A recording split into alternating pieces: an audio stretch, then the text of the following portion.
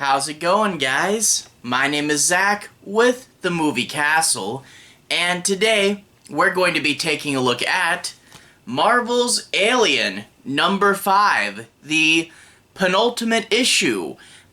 Next issue, number 6, will be the climax, and we'll get to see how this plot arc resolves, and then either on to 7 or a new number 1, and what will probably be a completely unrelated chapter, or at least mostly. Again, that's the future, and we'll see. But as for this one, this is a pretty good penultimate issue, you know? You want things to be bubbling over right at the point of crisis, and then give yourself in issue 6 enough time for a good climax, and then still have resolution pages. And overall, a ton of stuff happens.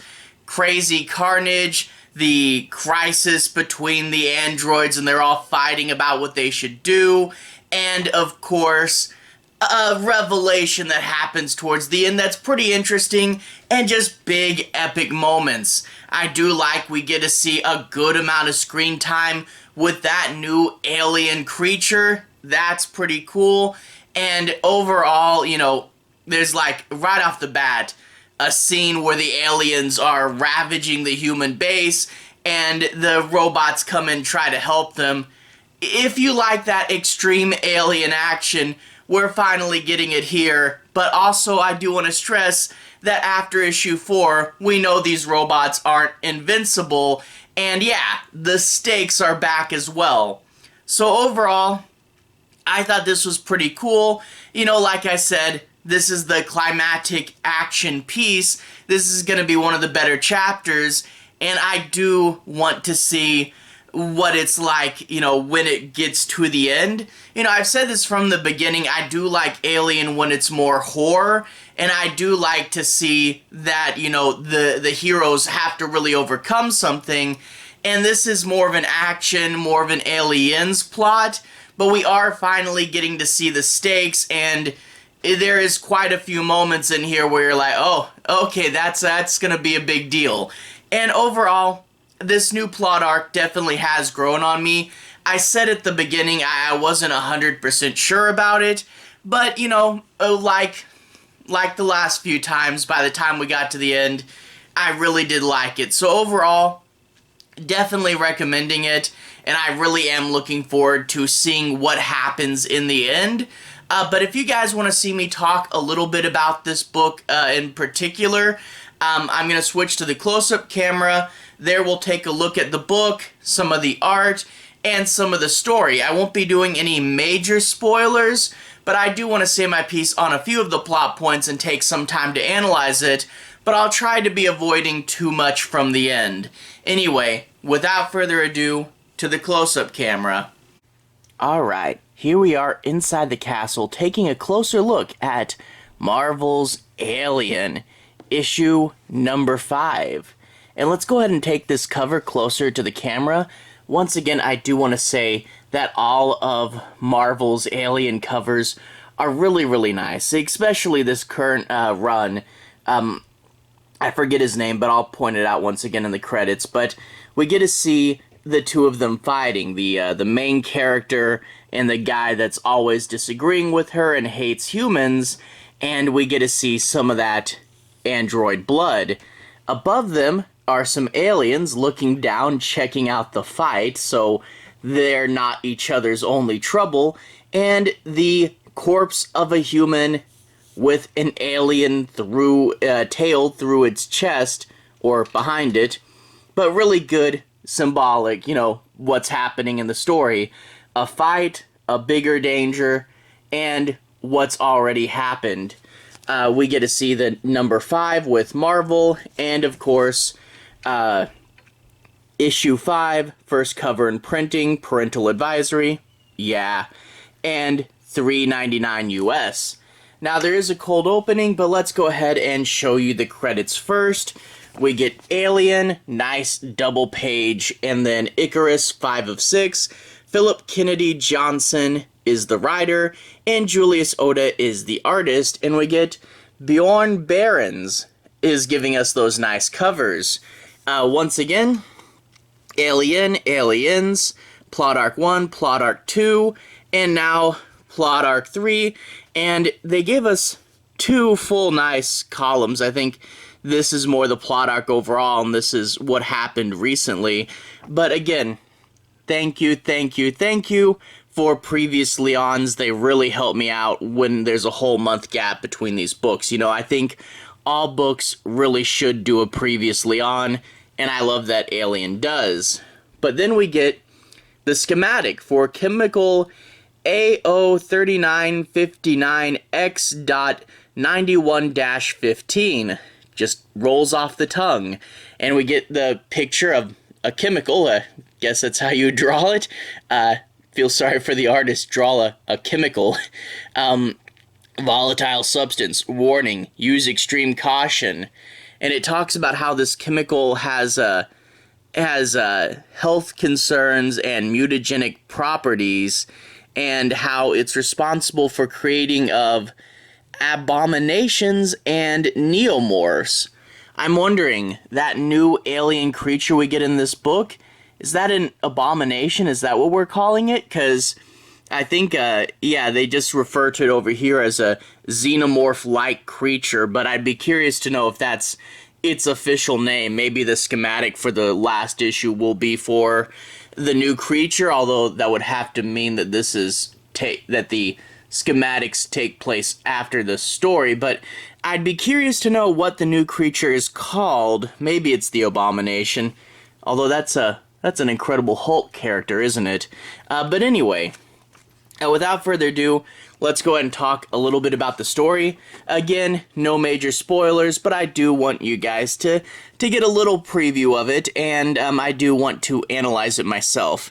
But anyway, we get those humans being ravaged by both the aliens and the new creature, and, you know, one of their friends turned to this weird zombie thing. I'd be curious to know what your guys' opinion are of the new creature. But I do like this fun little reference, the, God, like, the first Alien movie during the chestburster scene, and we get the new Newt, in there, and the alien has found him, but of course, it's not the end yet, and the, main character has some sort of, you know, well, it looked like it was electronic, like it heated up with that red color there, but I think that's just supposed to show action. But this alien gets sliced in half, and she hand signs telling the kid to come. I must admit, I forgot that whole hand sign thing was a thing, and I'm like, why is it circling the hand? Oh yeah, that's how they show sign language in this book. So, circles the hand, and then, come on kid, time to go.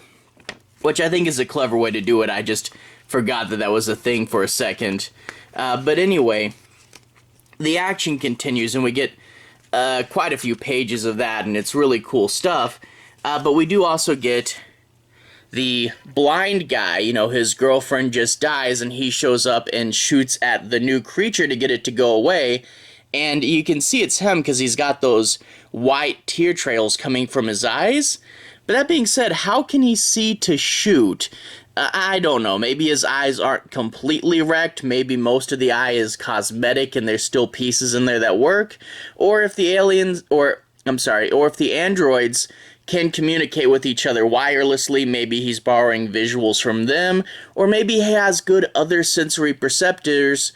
I don't know. Basically, I don't know how he can see well enough to shoot without his eyes. Maybe his ears are putting together Daredevil echolocation. I don't know, but to be honest, I thought he's dead. And then now it looks like he really is dead, except for he's still not dead, but now he is. But anyway, this guy is like, you milkmen killed us all, and he arms his bomb, and we get this nice final line, don't worry, Nora's here, and the human base goes up in smoke with a nuclear bomb. Well, you know who's going to survive that, of course, is going to be the new creature, all tattered up, but still there, and she is going to open the doors and the queen will wake up. And boy, look at how big that queen is.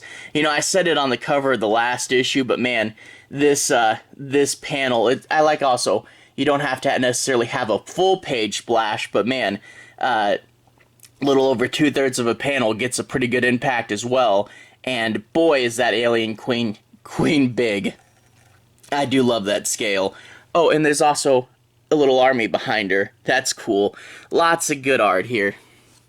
Like I said, the art is also growing on me. When they were drawing those futuristic Avatar-like places in issue 1, I was like, I don't know about this, but when you get to actually draw grungy alien cool sci-fi stuff, it does work. But anyway, the androids are going to fight amongst themselves, and the guy who's disagreeing with her a lot says, why bother? Where androids were okay, but he was way too close to that blast. He's going to be dying of radiation poisoning. And that's when the redhead jumps in and says, I scanned him, and it turns out he's not sick. So yeah, we're going to get a discussion after this about what exactly is going on with the humans. They really should have died out a long time ago because of that radiation, and now the kid was right next to a nuclear bomb, and he's not sick. Interesting stuff, but we'll get a payout for that, and we'll also get more of the androids having to fight for their lives and fighting with each other, including the tension between these two. And overall, it does play out to some good bits. There's a good twist and turn near the end that I thought was pretty fun. And overall, it is pretty cool. Now, I do want to do one more thing before I go.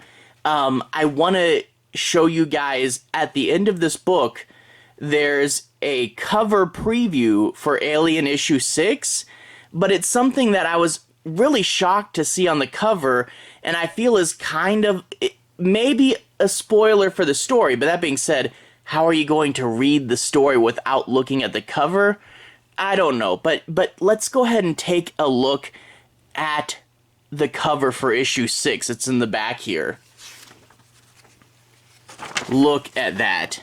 A6, death is inevitable, and she is back. This creature that looks like an alien, but is humanoid female with these big horns. We saw her in a vision in Alien issue 1, and we were like, is she real? What's going on with that? But this cover hints that we'll see her again. Will she still be a vision? Will she be real? Is she going to physically show up? This cover really does say a lot and really gets me excited. If she, it might feel like maybe kind of a spoiler, because if she hadn't showed up, I mean, if we hadn't saw this on the cover and then all of a sudden she showed up, that would be a big shock. But at the same time, you can't deny that this cover does give me a lot of attention, and it is just, I mean, as a standalone art piece, absolutely brilliant. You know, her, all the aliens around her crawling towards the camera, and you see right there at the bottom, there's our heroes hiding under these stairs. Ah, man, this is great. On sale 2/8/23, so February coming up, going to see that, and there's also an ad for Rogue and Gambit. Anyway, to everyone who's watched so far, thank you for watching. To everyone who's liked and subscribed, thank you. You really are helping the channel out. I'll go ahead and leave a relevant playlist on the bottom. This should be my Marvel's Alien playlist, and you should be able to find my reviews for all the past issues in there. And if you want to see more, you can click there and see more. Anyway, have a good day. I'll see you guys again very, very soon. Relevant playlist on the bottom. Have a good day now.